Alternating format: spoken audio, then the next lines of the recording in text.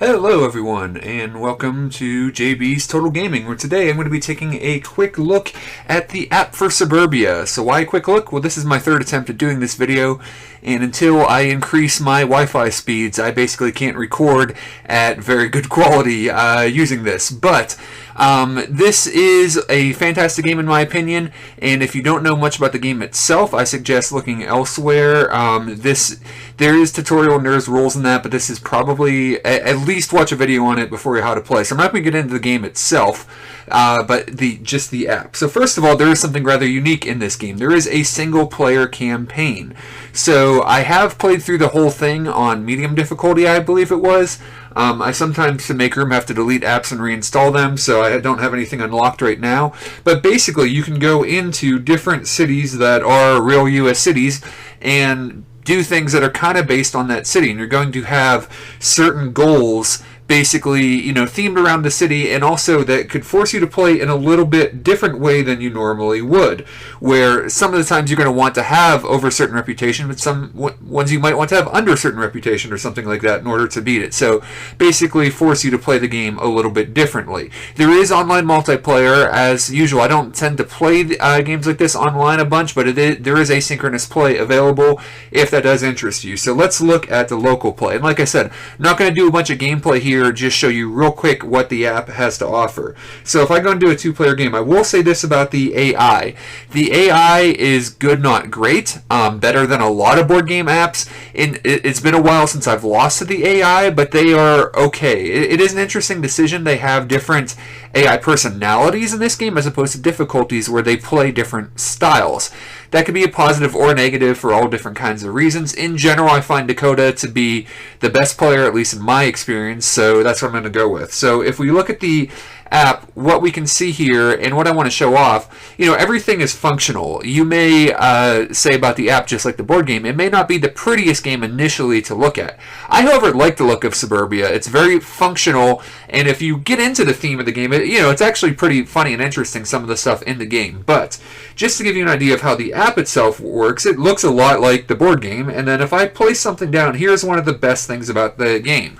So it'll show me here that, okay, so this costs 9, and I had 15 to start the turn, and I'm going to end up basically with 7 to start my next turn, and I have a total of -8 because my income is going to go up 1 from this building. So I'm going to spend 9 and get 1, and I'll have 8 left over. It'll show what my income will be, which is 1, which is plus 1 from before, and then, my population and my reputation as well. So all of that is fantastic. As soon as I place a tile down, it does all of the math for me, and it shows me what to do the best. If I want to do a late tile instead, I can just flip it over, and the same thing, it'll show me the stats. So I can move stuff around, I can try out different tiles, and instantly see what something's going to do for me. And it does take into account any times you would cross, like the population barriers, and take negatives for that as well. If I want to see what the special goals are, I can zoom in there, or if I want to see what my secret goal is, I can zoom in like that. Also a super nice feature if I want to see basically how many of other buildings people have. So different types of color of buildings, or specific buildings like restaurants or schools or whatever. I can always check that here for all the other players. And in fact, I can even go over and see my opponent's tiles if I want to. So let's go ahead and place that down there. Now there is something that's a little bit odd. Even if you're playing against the computer, it's still going to do the pass and play thing where it says to pass the thing to Dakota, the computer player. That can be a little bit annoying. I kind of wish it just didn't do that. And I feel like the app gives you the game in a way that you can play it very, very quickly, because one of the only problems with the game is that there's a lot of setup and teardown when you play this game. So if you want to play a quick game against the computer or whatever, you can throw out a game very quickly. There's no setup. You don't have to do any of the math. The game will do that for you. So overall, I think this is a pretty fantastic app. I believe it's around $5. I'll check and put that in the notes.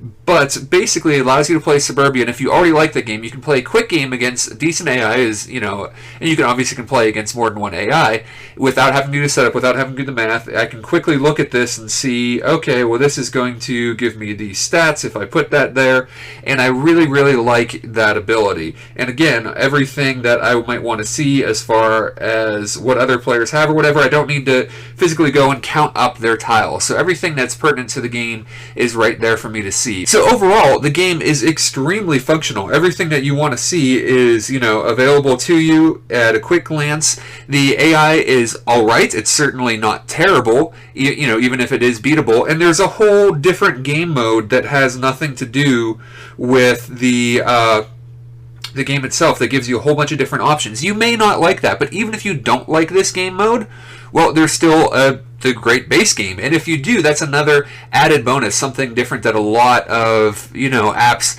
wouldn't even think of doing something like that, throwing in a whole other section that is kind of based on the game. So overall, I think this is an excellent app. There certainly are board game apps I haven't enjoyed, but this is one of my favorite.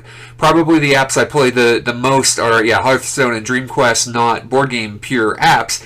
But out of the pure board game apps, Ascension, this, and oh my gosh, the D&D, Lords of Waterdeep are probably the ones I play the most. And to be able to get in a quick game of a game I love with no setup, being able to do the math, overall, really solid app. So I hope you guys enjoyed. I'll be back with more video game, board game, and app reviews. And like I said, you can check me out at JB's Total Gaming on YouTube, Twitch, and Twitter. Thanks a lot for watching. We'll talk to you guys again soon.